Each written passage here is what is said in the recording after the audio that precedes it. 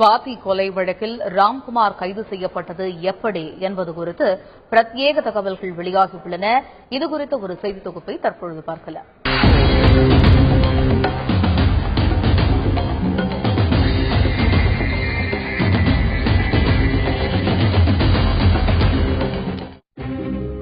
ஒவ்வொரு குற்றத்திலும் குற்றவாளி விட்டுப்போகும் ஒரு சிறு தடயம்தான் அவனை காட்டிக் கொடுக்கிறது.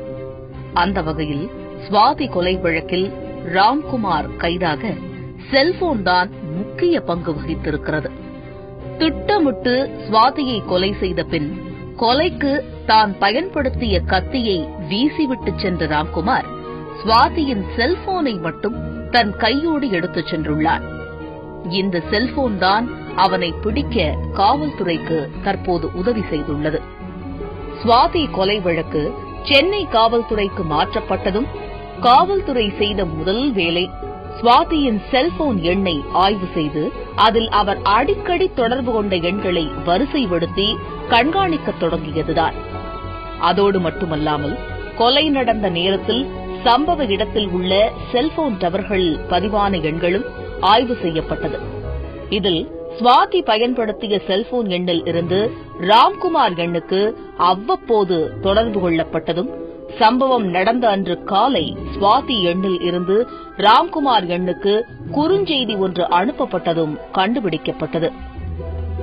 அதேவேளை கொலை நடந்ததாக கூறப்படும் நேரத்தில் ராம்குமாரின் செல்போன் எண் சம்பவம் நடந்த நுங்கம்பாக்கம் ரயில் நிலையத்துக்கு அருகில் உள்ள டவர் ஒன்றில் பதிவாகியிருந்ததும் தெரியவந்தது. ராம்குமாரை கைது செய்ய இதுவே போதுமான ஆதாரமாக இருந்தபோதும் கூடுதல் ஆதாரங்களை தேடி காவல்துறை சைபர் கிரைம் பிரிவை நாடியது. அப்போதுதான் சுவாதியின் சிம் கார்டை குளோனிங் செய்ய சைபர் கிரைம் முடிவு செய்தது. அதன்படி சுவாதியின் சிம் கார்டு குளோனிங் செய்யப்பட்டு நேற்று காலை சுமார் 11 மணியளவில் செயல்பாட்டுக்கு கொண்டு வரப்பட்டது. சுவாதியின் மொபைல் எண் செயல்பாட்டுக்கு வந்ததும் அதில் வந்து விழுந்த முதல் குறுந்தகவல் ராம்குமாருடையதாக இருந்தது.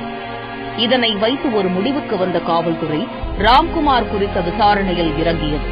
விசாரணையில் சூளைமேட்டில் உள்ள ஒரு மேன்ஷனில் தங்கியிருந்த ராம்குமார் சுவாதி கொலைக்கு பிறகு அவர் சொந்த ஊர் நெல்லை அடுத்த மீனாட்சிபுரம் சென்றுவிட்டதாக தகவல் கிடைத்தது.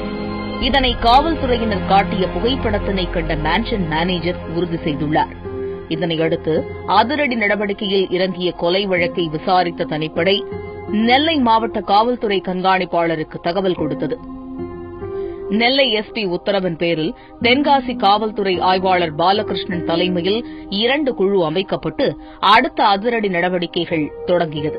முதலில் நேற்று மாலை முதலே ராம்குமாரின் வீட்டை காவல்துறையினர் சிலர் நோட்டம் விடத் தொடங்கினர்.